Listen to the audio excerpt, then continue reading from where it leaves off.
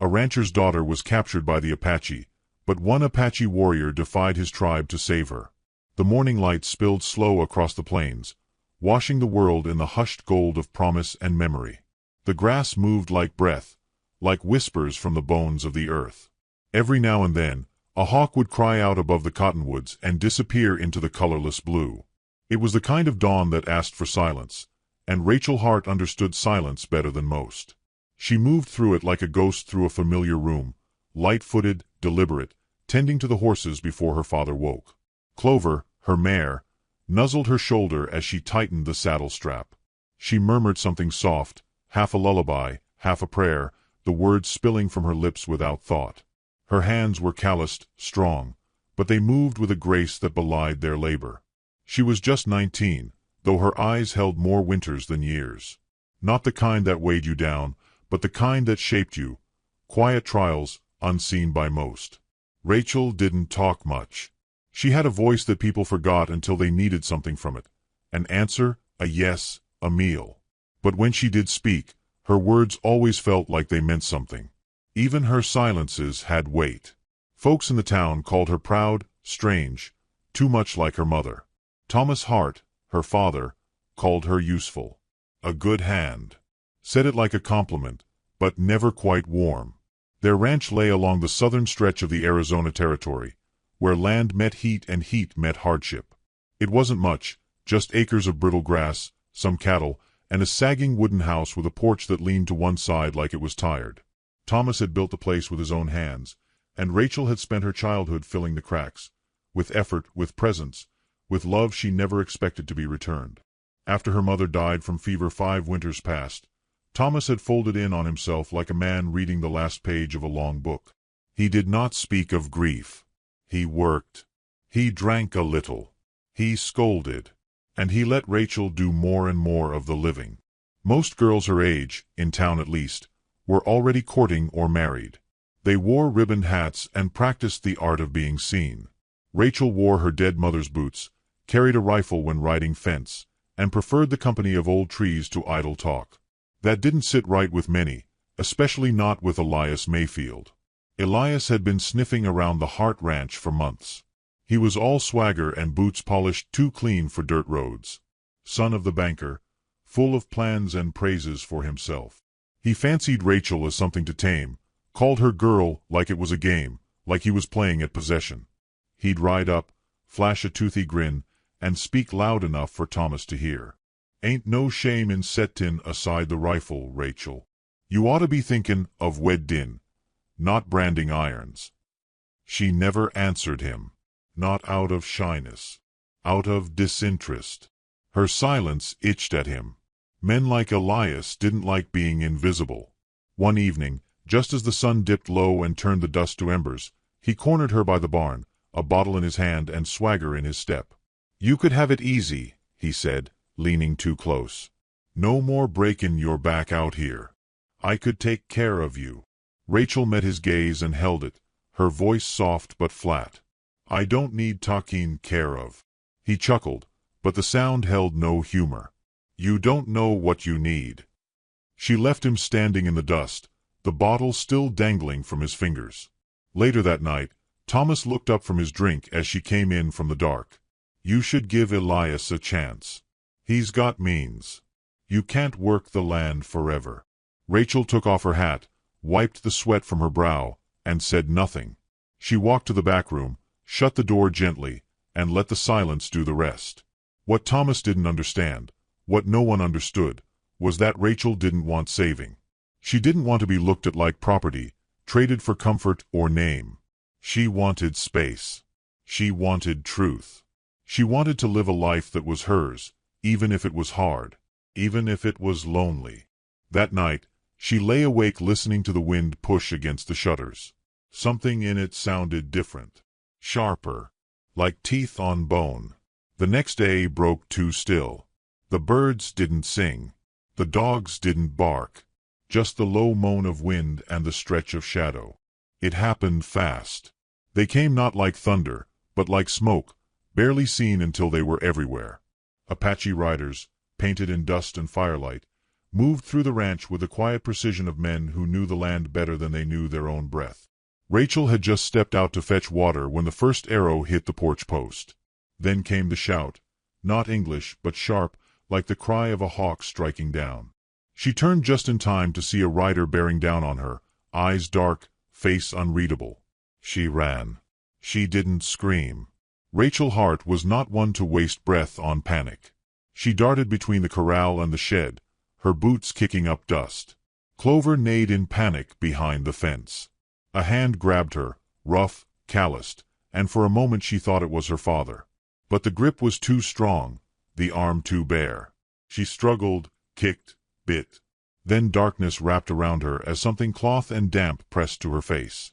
Her last sight before the world slipped was her scarf, yellow, frayed, caught on the fence rail, fluttering like a signal, like a goodbye. When Thomas Hart came to, he was bleeding from the scalp. The front door had been kicked in, the house ransacked. One horse was gone. 2 cattle lay dead. And Rachel was nowhere.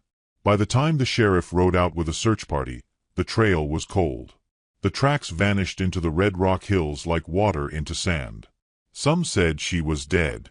Others whispered worse, that the Apache would keep her, claim her, break her. Thomas didn't cry. He poured a drink. Then another. By morning, he couldn't speak her name without slurring it. Elias came by, pretending concern, but his eyes betrayed something else. A man wronged by fate, not by love. If she'd listened, she'd be safe. The ranch fell silent. But out beyond the mesas, where the stars burned close and the wind told no lies, Rachel Hart was not gone. She was breathing, still. Bound, yes. Taken, yes. But not broken. Not yet. And far off in that quiet wild, unseen by any who had known her before, a man with eyes like river stone watched the girl they had brought in. He said nothing. Not yet. But something in his gaze was not like the others. Not hunger. Not hate. Something waiting. Something true. And the wind carried her name, not like a prayer, but like a promise. Rachel awoke to the sound of firewood snapping and the scent of ash and earth. The world she opened her eyes to was low-lit, full of movement but hushed, like a dream that had swallowed her whole. She was lying on a woven mat inside a dome of willow branches and hide. The walls breathed with the wind, shifting in and out like lungs. Every limb ached, her wrists bore rope burns, and her lips were dry enough to crack. But she was alive. She sat up slowly. A dull ache rolled through her skull, then steadied. No chains, no guards with rifles, only absence. Her thoughts reeled, but her face stayed still. That was how she survived things. By watching first, waiting second, acting last.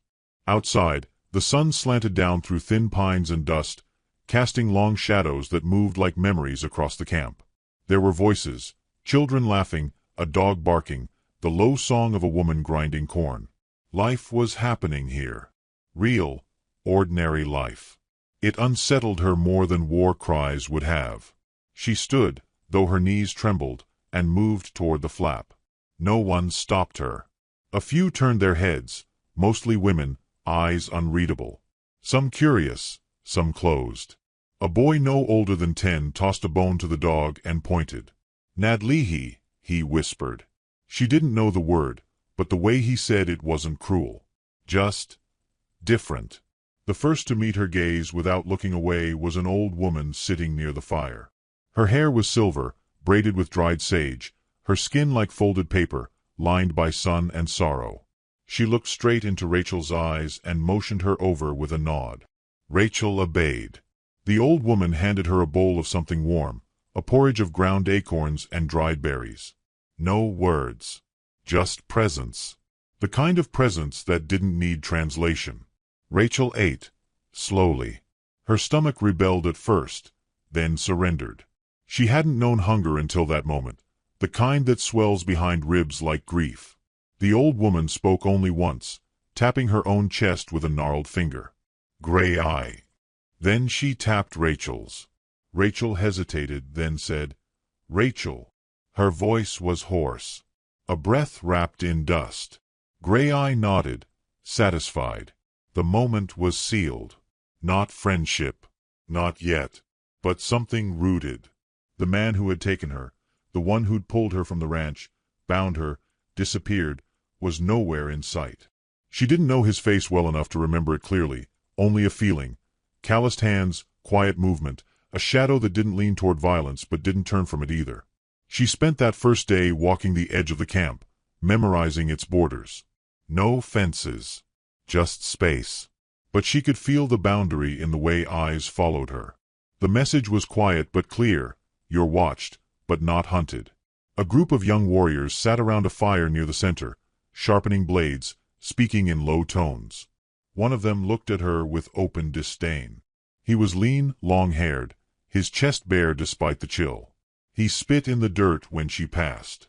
That night, Gray Eye brought her a blanket. Stiff wool, but warm. Rachel didn't speak. She couldn't. Not yet. She stared at the stars and listened to the foreign rhythm of a language that wrapped around her like smoke. Sleep came, jagged and thin. The days passed like river stones, worn smooth by repetition. She ate what she was given. She carried water when Gray Eye gestured. She watched the women weave, listened to the children's games. Still a prisoner, but no one struck her, no one screamed. That absence became louder with each passing moment. On the 5th morning, he appeared. She was by the stream, rinsing a tin cup, when he stepped beside her without sound. She flinched, her body still remembering the chase, the grip, the loss. But he only held out a piece of fruit, wild plum, split and soft. She looked at it, then at him. He did not force it on her. He just held it there, patient as weather. She took it. His face was young, but not boyish. His features were sharp, carved from the same stone as the mesas that loomed in the west. His eyes, dark and steady, held no victory, only awareness. He had seen her fear, seen her silence. And still he stood there, offering not comfort, but presence. She spoke first, voice thin as wind. "Why am I still alive?" He didn't answer. Or maybe he didn't understand. But something in his gaze shifted. Not pity, not guilt. Something closer to respect. Later, she heard Gray Eye whisper his name to a group of women sorting maize. "Taza," she said aloud, testing the shape of it. Gray Eye nodded. Taza. The man who had taken her. The man who now brought her small kindnesses. Water, food. One time even a flower with the stem broken clean. The others noticed.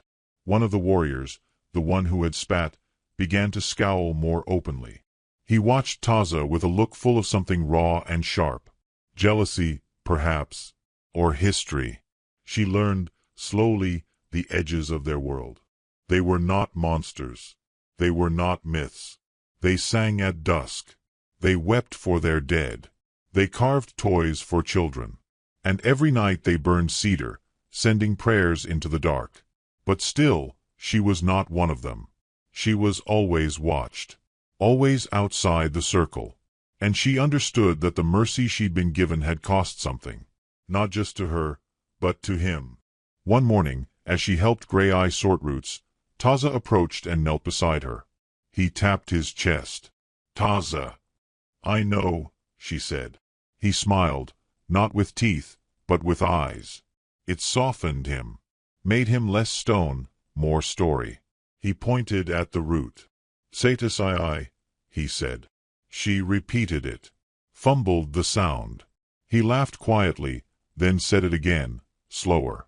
They continued that way for an hour, trading words like secrets, sounds like songs. She taught him too, simple ones, water, tree, home. He would repeat them, nod, commit them to memory. The next day, she taught him blue. He pointed to her eyes, then to the sky. That night, as the fire cracked and the children dozed, she sat alone with her bowl of soup. Taza approached but did not sit. Instead, he gestured to the edge of the camp, where the trees thickened. She hesitated, then stood. He led her not far, just past the last tent, near a cliff that overlooked the valley. The moon hung low, lighting the land like silver. She could see everything, the trails winding down, the river coiled in shadow, the stars mirrored in its bend. He spoke then, words slow, careful, not all English but close enough to understand. "My sister," he said, pointing at the river. "Taken. Long ago. White men. Never came back." Rachel looked at him, something tightening in her chest. "I hate them," he said, voice steady. "But not all. Not all." She understood the cost of that confession. The risk of it. He didn't say he was sorry for taking her.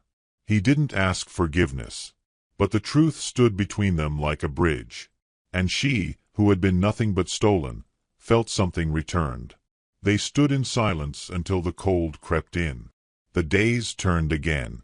And with them, her fear dulled. Not gone, never gone, but no longer ruling her.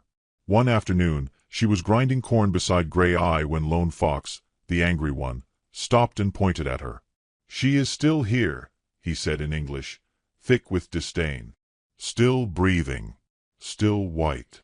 Taza stepped from the shadows behind the fire, slow, deliberate. "She is not enemy. She is not ours," Lone Fox snarled. "You forget blood." Rachel didn't understand the rest. The words spilled fast, bitter, heavy with history. But she saw it in their faces, the line being drawn. The tribe had not decided what she was, or who Taza had become. Gray Eye stood between them, said something quiet and final. Lone Fox spat once more, then turned away. Later, as the fire dimmed, Taza sat beside her again. "You want go?" he asked. She looked at him, surprised. He searched her face. "You not slave. Not now." "I don't know," she said, honest. He nodded once, then handed her a pine branch. It smelled like the edge of memory. That night, she lay awake thinking of rivers and roots and hands that offered instead of taking. She wasn't free. But neither was she trapped in the same way. Something was shifting, not just in the camp, but inside her. And somewhere beyond the hills, a world she no longer trusted waited. But here, in the quiet of firelight and names shared like prayers, a different kind of waiting bloomed. She didn't know what she would choose, only that something sacred had begun. The days passed with the rhythm of breath and dust. The world no longer held sharp edges for Rachel, though it had not softened either. It had only changed shape, less a prison now, more a question. One she answered slowly, with her hands, her eyes, her silences. She spent her mornings collecting water, her afternoons grinding corn beside Gray Eye or watching the children chase one another through the dry brush. At night, she listened to the drumbeats echo across the hills, not with fear anymore, but with a strange ache she couldn't name. Taza came often, never too close, never too long. His presence had become a kind of quiet, the kind that waited until you needed it, then appeared without fanfare. He spoke more now, his English broken but deliberate. Each word from him felt like it had been carved, not spoken. One evening, he found her at the edge of camp where the sky bent low over the canyon. The wind was soft, scented with juniper and firewood. He didn't speak at first. He just stood beside her, shoulder to shoulder, the space between them humming. "You dream of home?" he asked, voice hushed.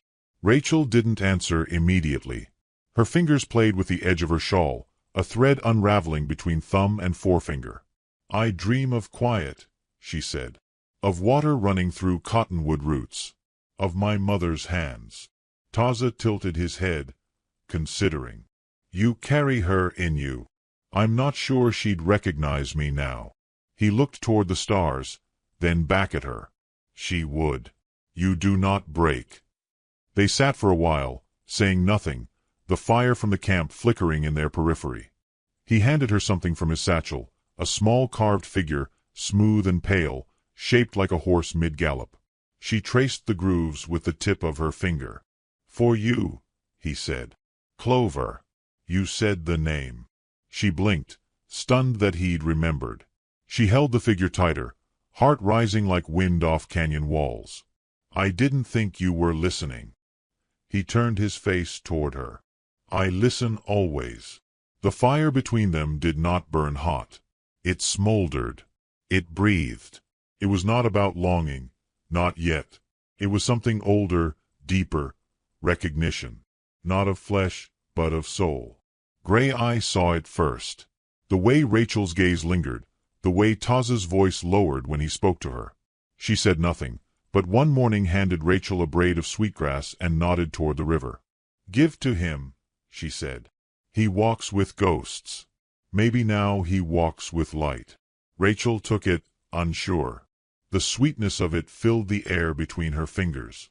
She didn't give it to him right away. Instead, she waited until the next evening, when the camp was asleep, and the moon was high and watching. She found him near the horses, brushing down a paint gelding. The rhythm of it was meditative, the strokes long and slow. She approached without speaking, holding out the sweetgrass.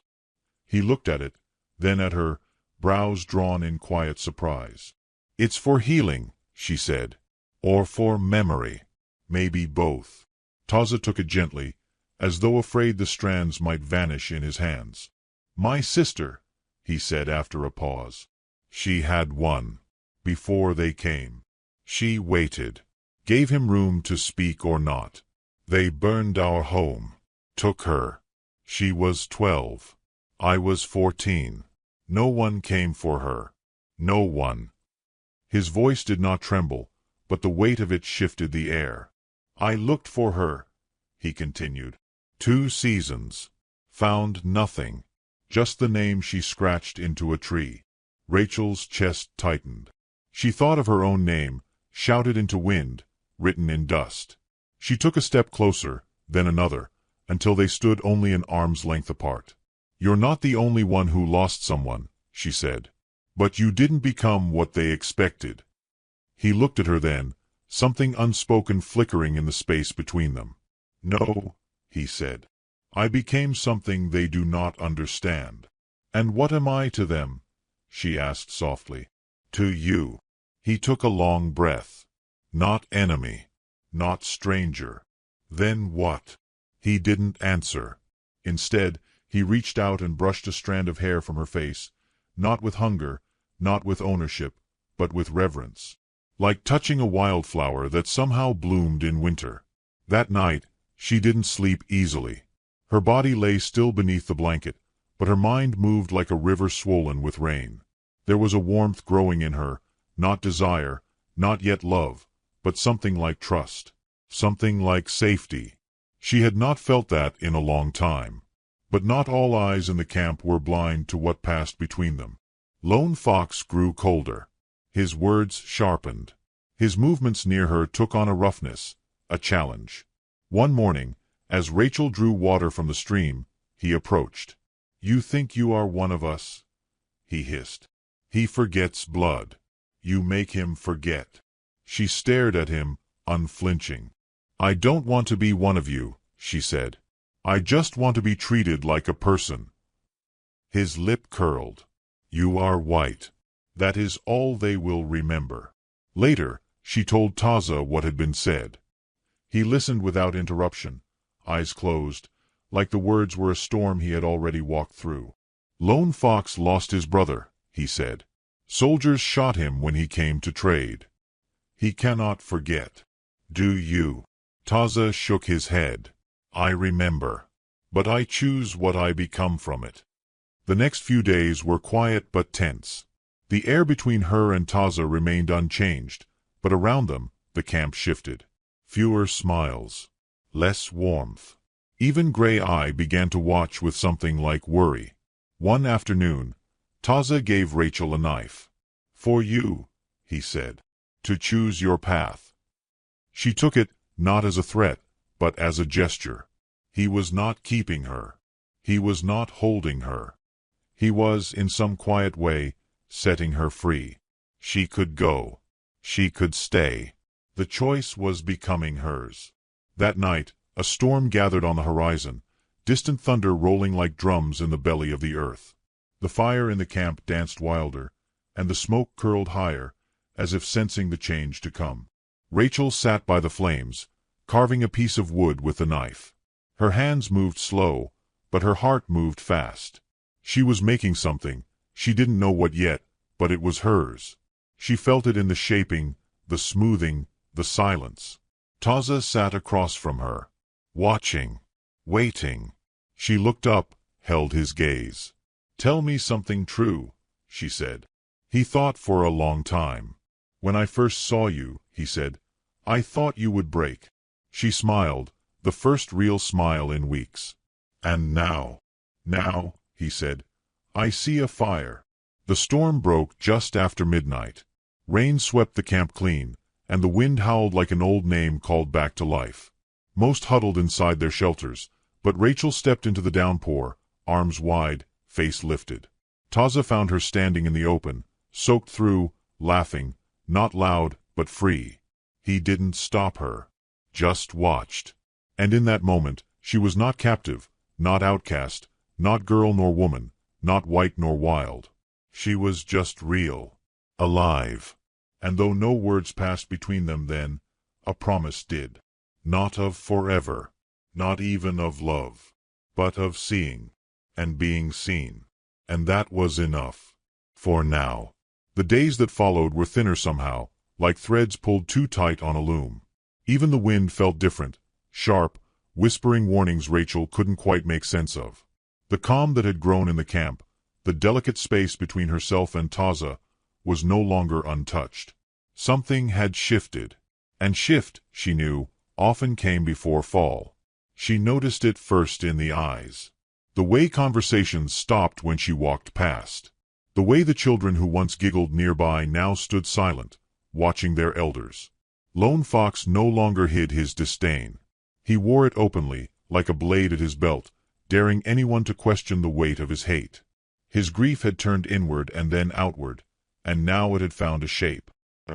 Gray Eye still offered quiet comfort, but even she grew tighter-lipped. Her warnings came without words.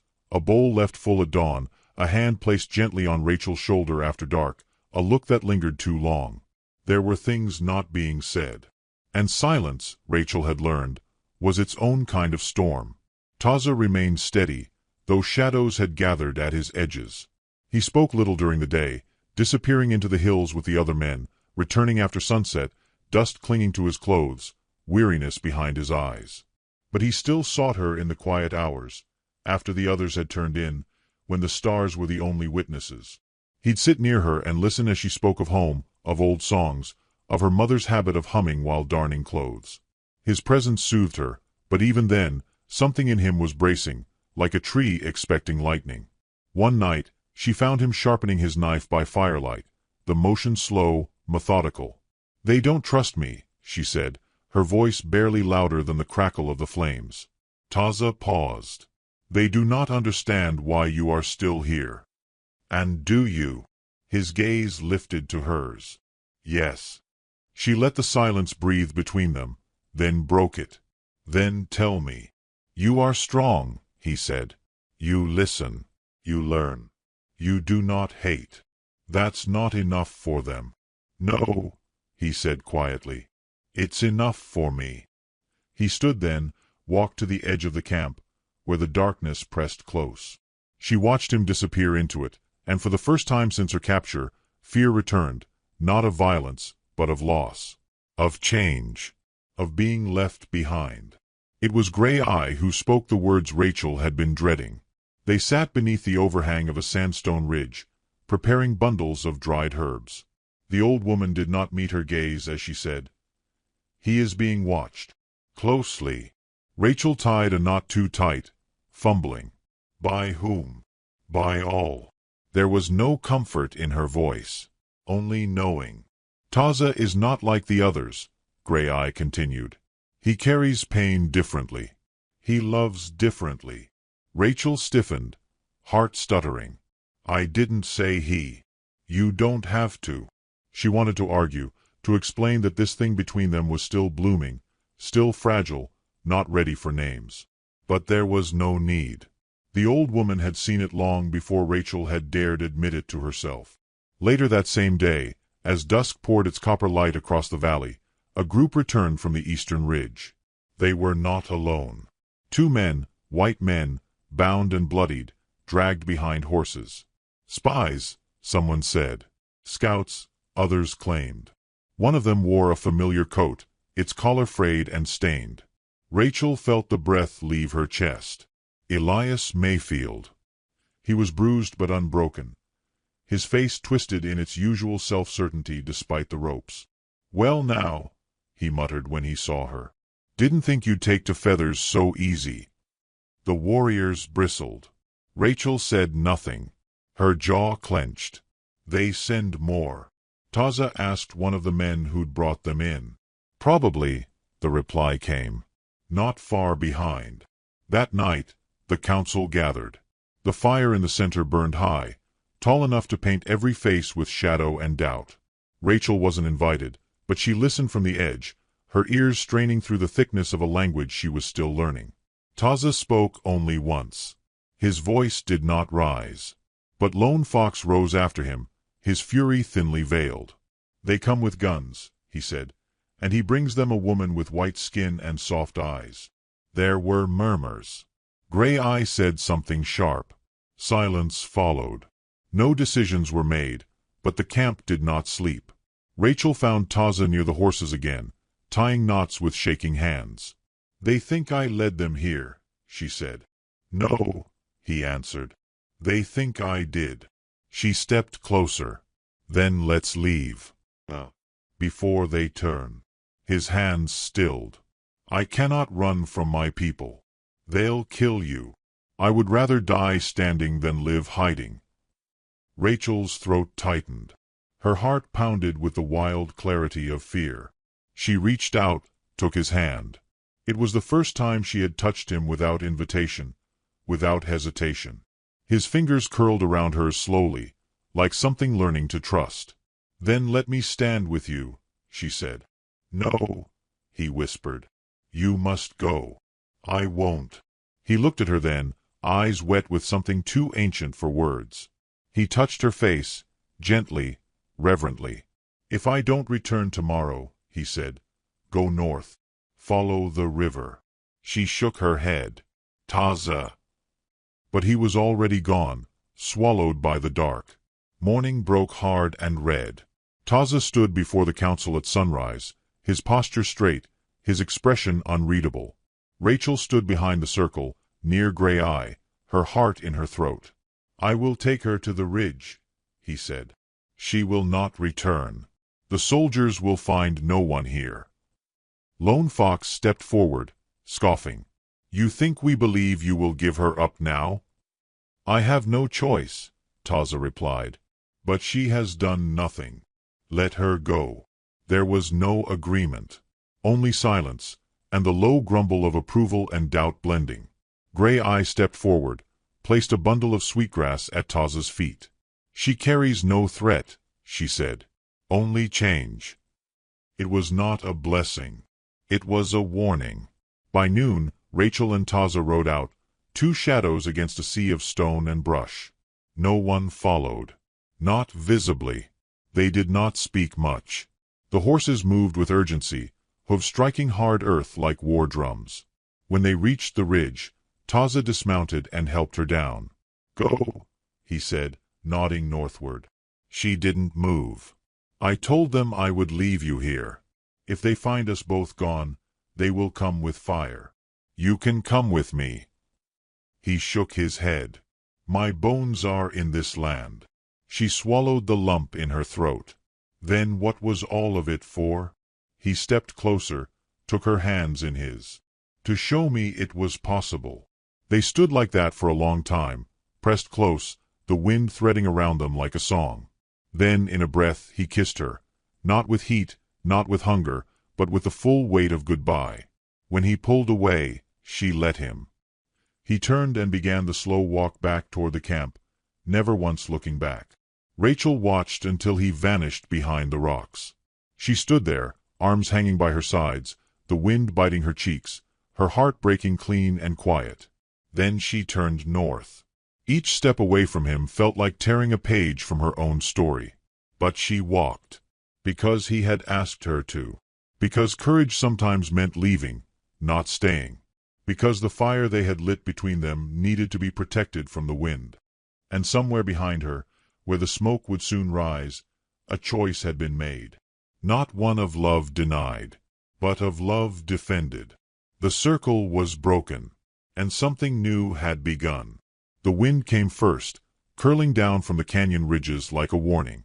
It whispered through the brush, picked up the scent of smoke, and scattered it westward. Rachel felt it before she saw anything. The way the air shifted. The way the birds took flight all at once. She paused on the trail, one hand on Clover's mane, the other shielding her eyes against the rising sun. Below, the land unfolded in copper and gold. Red rock mesas rose like broken teeth, and the river slithered far off in the valley, a pale shimmer between shadows. That river had always felt like a promise to her, something to follow, something to trust. But now, even the river looked like it was holding its breath. Behind her, the world she'd just left trembled. Smoke unfurled against the sky, barely visible but present. She knew what it meant. They had come. She turned, heart lodged high in her chest, and scanned the cliffs. No riders in sight, but she didn't need to see them to know. The soldiers had followed. Or the ranchers. Or both. Taza's plan, brave, selfless, had only delayed the inevitable. She climbed back into the saddle. Her hands shook. Not from fear, but from knowing too much. The price of staying silent too long, of caring too deeply. She had thought leaving was the hardest part. But now she understood, leaving was only half the wound. Clover moved swiftly, her hooves finding the trail that hugged the rocks. Rachel didn't ride toward safety. She rode toward the sound of what might be ending. She found them near the river's bend, where the water deepened and turned red with clay and runoff. The camp had been moved hastily. Tents half-pitched, horses tied close. Children ushered into cover.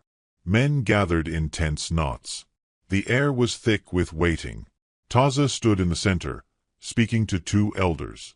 Lone Fox was nearby, his arms crossed, jaw clenched tight. When Taza saw her, his eyes narrowed, then widened with something like relief and something sharper.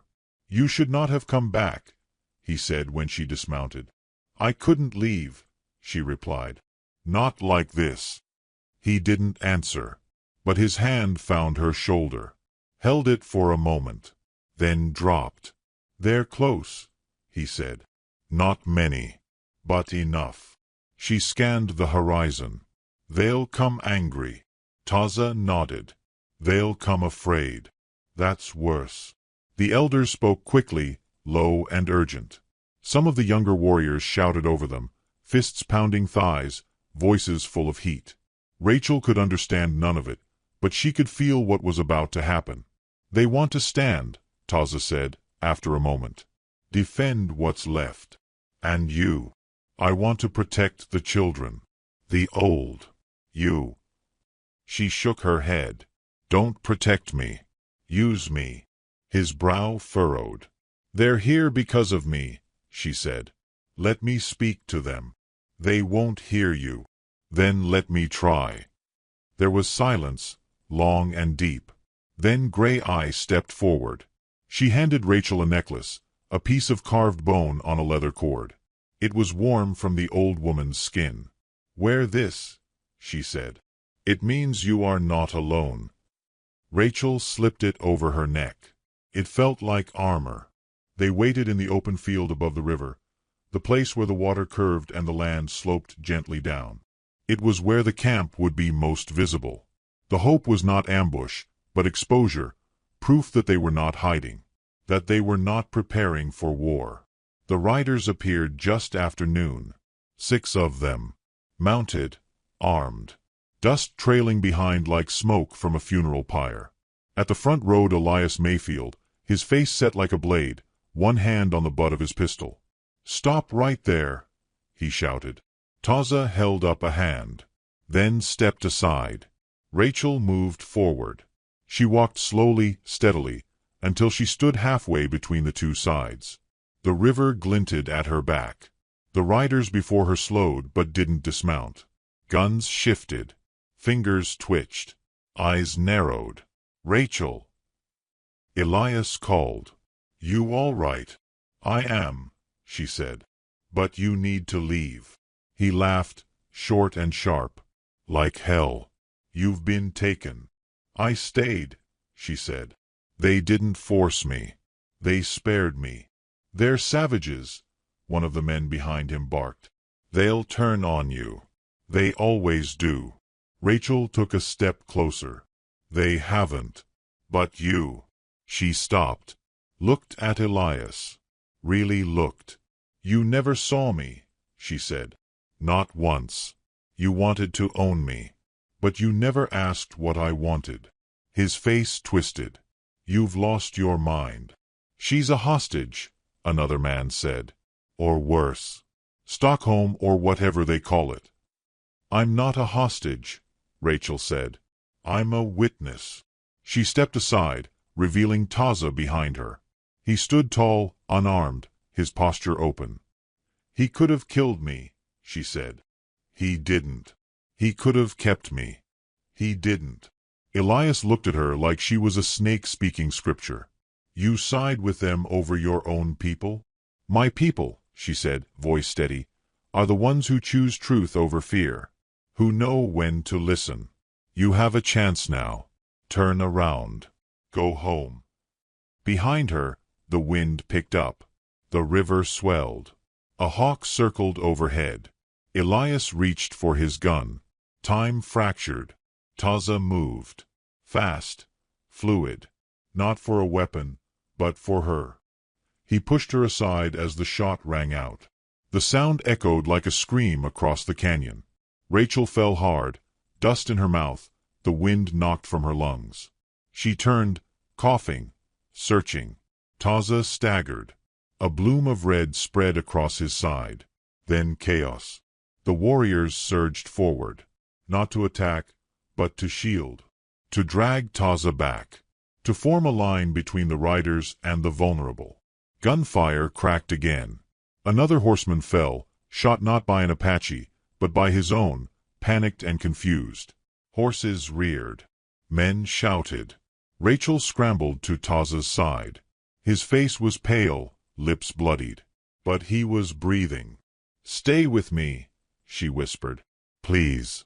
Just stay." He reached for her hand. Gripped it hard. More shots. Then, silence.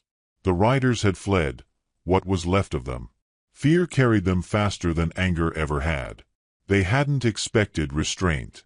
They hadn't expected witness. Taza was lifted onto a makeshift stretcher. Rachel rode beside him, clutching the reins tight. The world blurred with wind and tears. They returned to the shelter of the hills, to the places where voices could be low and wounds could be tended. Gray Eye worked in silence. Rachel sat nearby, her hands clasped, knuckles white. It was a full day before he woke. "You didn't listen," he rasped. "I never do," she said, weeping with laughter. His fingers found hers again. "You stayed. I always would have." That night, the camp did not dance. It didn't sing. But it breathed, alive, still whole, still together. The fire burned low, casting soft shadows. Rachel sat by Taza's side, telling him stories of the river, of home, of the wind in the cottonwood trees. He listened, eyes closed, a smile ghosting his lips. Later, when he slept, she walked to the river. The water moved slow, glimmering in the moonlight. Red with clay, not with blood. She took the carved horse from her satchel, held it in her palm, then placed it in the water. It floated for a moment, then sank. Years passed. The world turned. A child sat by a fire, her eyes wide, hair dark as midnight. She listened as the old woman beside her spoke, voice soft, low, full of smoke and memory. "He was a warrior," the old woman said, "but not because he fought. Because he chose peace." The girl leaned forward. "Did they love each other?" The old woman smiled. "They saw each other. That's rarer." Outside, the river moved on, always turning, always red. Not from wounds now, but from earth, from story. From love that never needed to be shouted to be true.